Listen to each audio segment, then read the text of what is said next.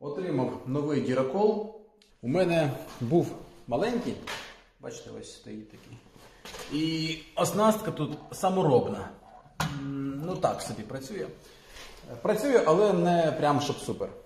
А ось цей, он який здоровий, він, по-перше, він може робити отвори в 2-мм сталі, причому це сталь 30 ХГСА. І бачите, які великі? Здоровенне таке взагалі. Зараз і отакий рычаг беремо.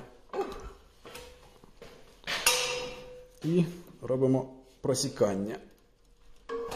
Оп. І назад. Ось. Майже непомітно. І до того можна ще гратися, наприклад, край робити ось так от фігурним, вирізати. До того ж, немає проблеми з оснасткою. Тобто я одразу взяв в комплект, наприклад, оце отвір в 3 мм. Бо зазвичай чомусь я щось, скільки не шукав, всякі діроколи намагався знайти. І ось такий придбав, але він без оснастки, і оснастку ніхто не робить. А якщо хтось і робить, то їм треба креслення, а по цих кресленнях воно теж не дешеве, і в ітогі реально ось ця оснастка, наприклад, коштує 1000 гривень десь приблизно. Вроді би, здається, тут нічого складного, можливо, можна і дешевше, але як ти поясниш людині, що треба саме зробити конкретно? Треба креслення. А щоб зробити креслення, треба вміти його робити і потратити на це час.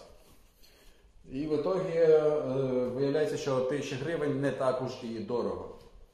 Дуже великий. Я один його ледве підняв. Тобто, якщо будете брати такий, то звертайте на це увагу, бо я думав, що я його спокійно сам буду таскати. Я думав, що він десь ось такого розміру, або як оцей прес.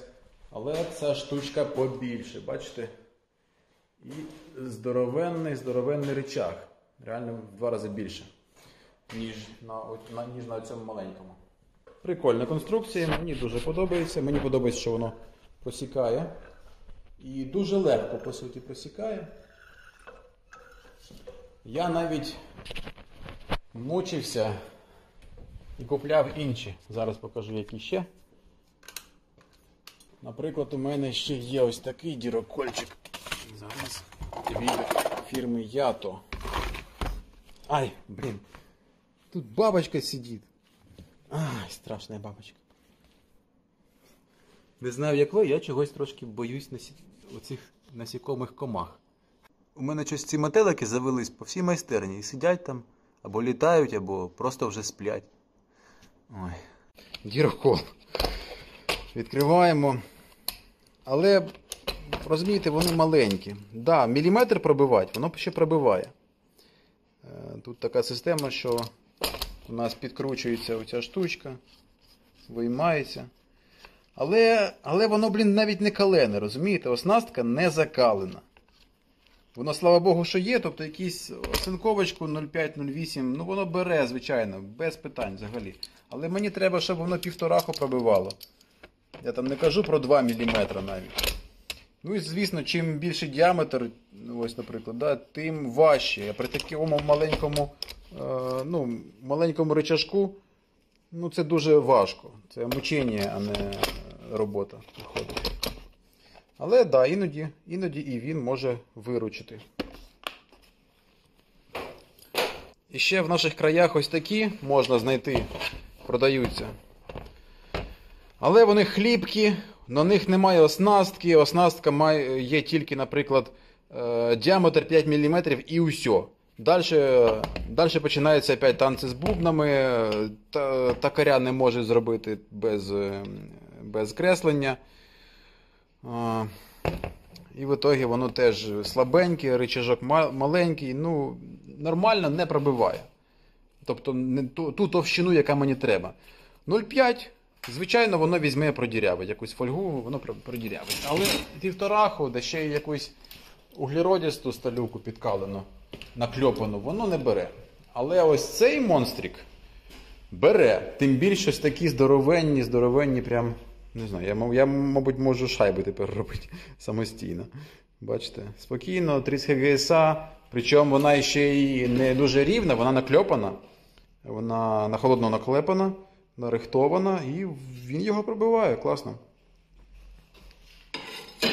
А тим часом я продовжую робити ось цей шолом. Ось він у мене вже тут. Ось. Форма вже така майже. Я трошечки його ще підрихтую і вже почну робити підборіддя. Ось він ось так виглядає вживу. А ось так він виглядає на кресленні. Отак вживу. І ось так на кресленні. Ну, коротше, я ще посаджу перед компом і позрівнюю. Що до чого. Да, ось почну робити підборіддя. І тут саме головне це ось цей вигін. Самий складний. Я не буду паритись. Я одразу зроблю собі приспособу у формі ось цього вигіна. І дуже просто і легко зроблю це підборіддя. Складність цього підборіддя в тому, що це не забральник, який піднімається просто вверх. Ну, наприклад, якось ось це, да? Дивіться. У нас висить армет, але його забральники піднімаються на ось цій клепці. Піднімаються. І по центру він цільний, бачите? А тут у мене буде з двох деталей. Тут буде нахльост. І це важко у підгонці. Тобто, чисто зробити важче цільне підборіддя. А в підгонці дуже важко, коли у вас це підборіддя не цільне, а з двох частин. Йдемо до наших джерел історичних.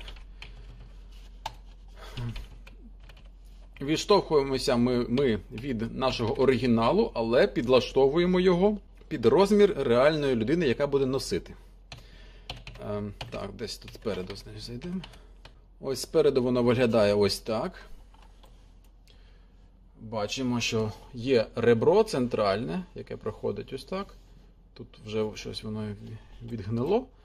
А ось тут ось край, нахлесний край. Цей арме ще можуть називати бікок. Не знаю чому. Точно не знаю чому. Треба розбиратись чому. Форма зсередини. Бачимо, як воно працює, як воно відкривається на петлях. І бачимо нашу одну деталь і другу деталь. Вони не симетричні. Одна деталь має нахлест, а ось ця деталька.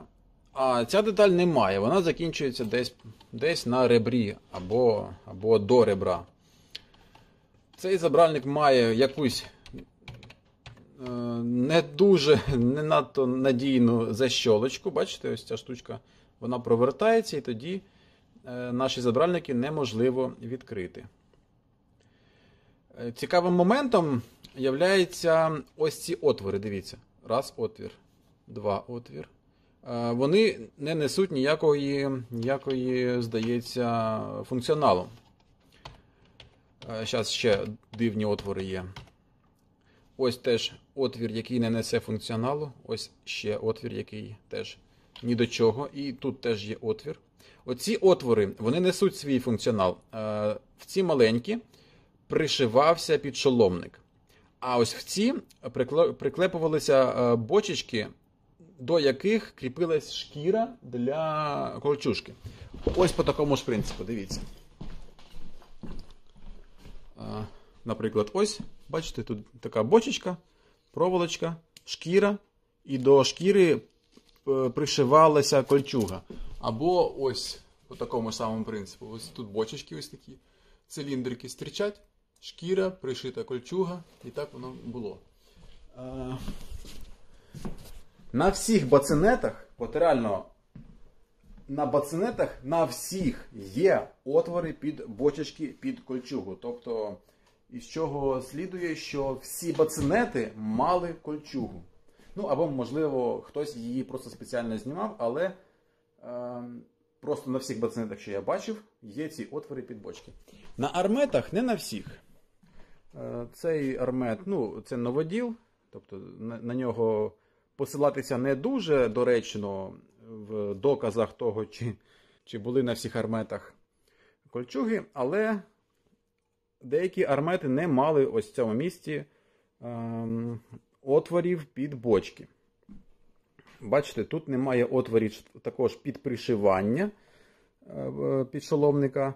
Тут зроблено таким чином, що всередині приклепана полоска шкіри, і до шкіри вже пришивається підшоломник. Так повертаємося до наших бочечок, отворів, які дуже дивні. Ці отвори, зрозуміло для чого. Це підшоломник, це для бочечок для бармиці кольчужної, це, скоріш за все, по типу слухове таке, а ось ці просто залишилися. Раз. І тут, здається, навіть видно, що є отвір далі у самому куполі шолома. Зараз подивимося, чи є воно, чи нема. Так, дивимося тут. Ось цей отвір великий, скоріш за все, для круглої ронделі був. Там на такій ножці була кругла ронделька ще могла вдіватися. Але нас цікавлять ось ці отвори, які просто неробочі. Раз, два. Йдемо далі. Ось тут теж видно ось ці неробочі отвори, які нічого не роблять. Бачите, ось тут. Тут теж є. Цей отвір теж неробочий, цей отвір теж неробочий, наскільки я розумію. Хоча ні, нижній якраз, мабуть, для бочечки, помиляюсь. Оцей нижній для бочечки, да, нижній для бочечки. А ось цей точно ні до чого, і ось ці теж ні до чого. У мене є припущення, що ці отвори, ось, да, і дивіться, що цікаво, що і тут, так, дивіться, що цікаво, що цей отвір, мабуть, збігається з отвором, який на забральнику є. Тут ми зараз не бачимо, зараз, секунду, десь збоку, ось. Ось. Ось бачите ці отвори? Забрало ще не закрите повністю, тому, бачите, воно ще не опущено. Але, мабуть, воно могло під'їжджати трошечки нижче. Я думаю, що ці отвори, вони спеціально для того, щоб при гартуванні закріплювати всі деталі в зборці і так гартувати, щоб їх не крутило. І потім ці отвори просто залишаються, ну просто отвір і отвір. Ось, наприклад, бачите, ось тут раз і два. Можна було б зробити припущення, що, наприклад, якби цих отворів було більше, то по краю цієї деталі можна було зсередини наклепати полоску шкіри для того, щоб коли у нас закриваються, там, наприклад, ця деталь, вона вже ось так от піднімається і закривається, щоб вона, наприклад, там більш плотніше закривалась. Хоча я ніколи не бачив такого. Тобто ми бачимо якийсь отвір, який просто сам один. І ще, ось тут от теж гарно видно, дивіться, ось я приближую, що цей отвір збігається з отвором, який на куполі шолома. От моє припущення таке, що це технічні отвори, які треба чисто для процесу виготовлення, і вони не несуть за собою ніякого там функціоналу у подальшому для цього шолому. Такий от цікавий нюанс. Попри всі старання русні, у нас сьогодні є світло. Якщо світла немає, я вже показував, я включаю ось цей генератор. І в минулому відео я сказав, що з цим генератором я можу навіть запускати електрозварювання. Але мені в коментах людина написала, що дуже не рекомендується проводити зварювальні роботи з таким звичайним генератором, який не заточений під електрозварку. Тобто він сам тяне ось цей мій зварювальний апарат. Але він може швидко накритися, через що потім його ремонт буде приблизно як половина ціни того генератора. Людина, що написала цей коментар, сказала, що він регулярно такі штуки ремонтує, що він в цьому шарить. Тому я вважаю доречним прислухатись до цього. Дуже дякую за таку цінну пораду, бо я, наприклад, не знав. Я думав так, якщо він працює, якщо я його включаю електрозвалювальник і він працює, значить можна. Але виявляється, що іноді це не так. Іноді треба уточняти, чи можна працювати, чи ні. Шана і подяка всім тим, хто причетний до захисту України, ЗСУ, ДСНС, всіх, хто працює в Обленерго, Київенерго і так далі. Бо я розумію, що ті, хто працює сьогодні в енергосфері, це на сьогодні і небезпечно, і це на сьогодні дуже важко і складно. Дякуємо. Ми продовжуємо працювати, продовжуємо платити податки і донатити на ЗСУ. Гроші з Патреону я переказую або купляю щось для хлопців, тобто пускаю на волонтерство. Дякую всім тим, хто підтримує цей канал. До речі, в описі під відео буде посилання на основний контент. Він є українською і англійською озвучкою. Всім дякую, всім пока.